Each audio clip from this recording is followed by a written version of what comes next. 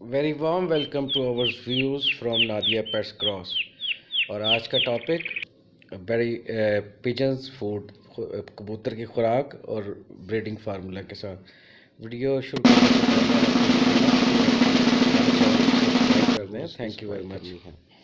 अभी हम चलते हैं इसकी बेस्ट फीड, जो कि आम सर्दियों के लिए, गर्मियों के लिए और ब्रीडिंग के लिए जो फीड चाहिए, हम उसकी तरफ आते हैं। सबसे पहले आम खुराक।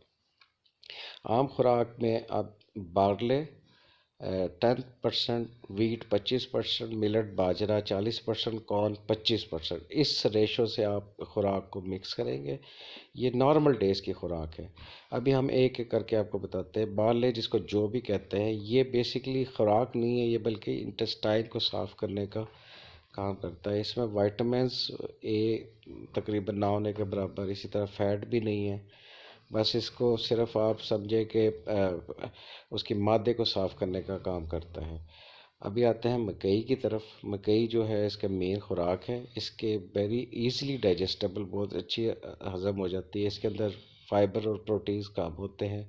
2 अमाइनोस टाइप ट्रिप्टोफान एंड लाइसन भी नहीं होता, और ज़्यादा विटामिन ए है।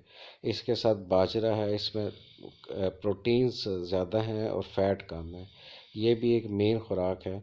आपको कंपोजिशन बता दी गई है, जितने जितने परसेंट आपने मिक्स करना है वो शुरू पहली स्लाइड पे दिखाया गया। इसको मिलेट भी कहते हैं। अभी वीट, गंदम, ये गंदम का सिर्फ एक नुकसान है कि कबूतर वेट गेन करता है। इसमें फ़ैट कम है और प्रोटीन्स और सल्फ़र इसमें ज़्यादा है, और ये मोल्टिंग के दौरान बेसिकली ये ज़्यादा आप इसकी क्वांटिटी बढ़ा सकते हैं। अभी हम चलते हैं सर्दियों की खुराक।